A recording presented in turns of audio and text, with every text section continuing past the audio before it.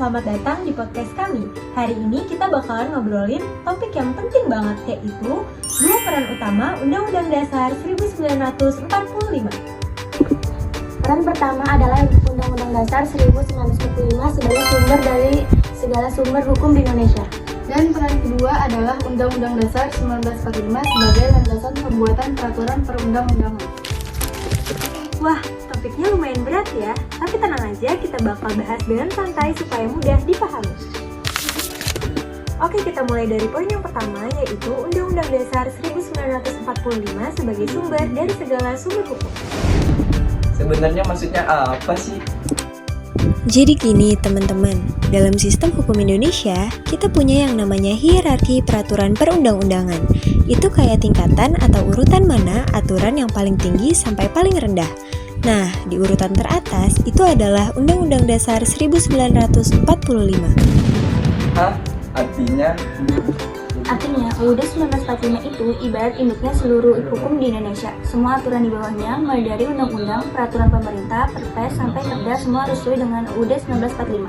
Nah, betul banget. Jadi kalau ada satu aturan yang isinya bertentangan dengan UUD 1945, aturan itu bisa dibatalkan karena UUD 1945 yang punya kedudukan tertinggi. Oh, gitu ya. Iya, makanya disebut sumber dari segala hukum. Kalau kita bandingkan dengan bangunan, UUD 1945 itu kayak fondasi atau tiangnya. Kalau fondasinya rapuh, runtuh semua bangunan hukumnya. Contoh sederhananya gini, dalam UUD 1945 ada jaminan hak asasi manusia. Nah, berarti tidak boleh ada undang-undang baru yang menyalahi atau mengurangi hak-hak tersebut. Benar, kalau ada undang-undang yang dianggap melanggar UUD 1945, masyarakat atau lembaga tertentu bisa mengajukan uji materi ke Mahkamah Konstitusi. Kalau MK menyatakan pasal itu bertentangan dengan UUD 1945, maka pasal tersebut langsung tidak berlaku lagi. Sekarang kita ke poin kedua, Undang-Undang Dasar 1945 sebagai dasar atau landasan dalam pembuatan peraturan perundang-undangan.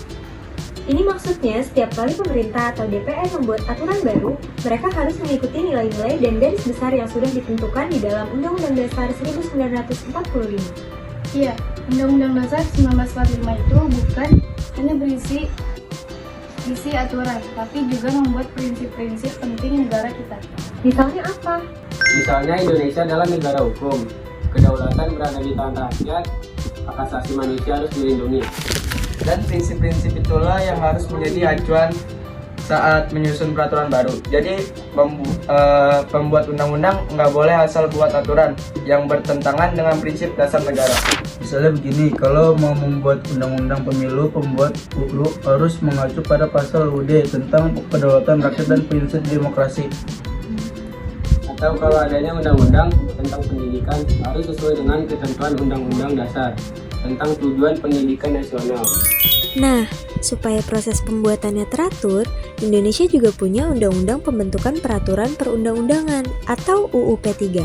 UU P3 itu mengatur bagaimana langkah-langkah membuat aturan baru, mulai dari perencanaan, penyusunan, pembahasan, sampai pengesahan, semua harus tunduk pada UUD.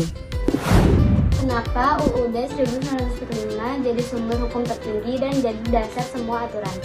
Pertama, supaya hukum di Indonesia konsisten. Bayangin aja, kalau tiap peraturan dibuat seenaknya, peraturan daerah dan peraturan kementerian pasti bertentangan. Kedua, supaya negara tetap berjalan sesuai alur yang benar, UUD 1945 ini adalah cita-cita negara yang dituangkan dalam bentuk aturan dasar. Dan yang paling penting, UUD 1945 melindungi hak rakyat.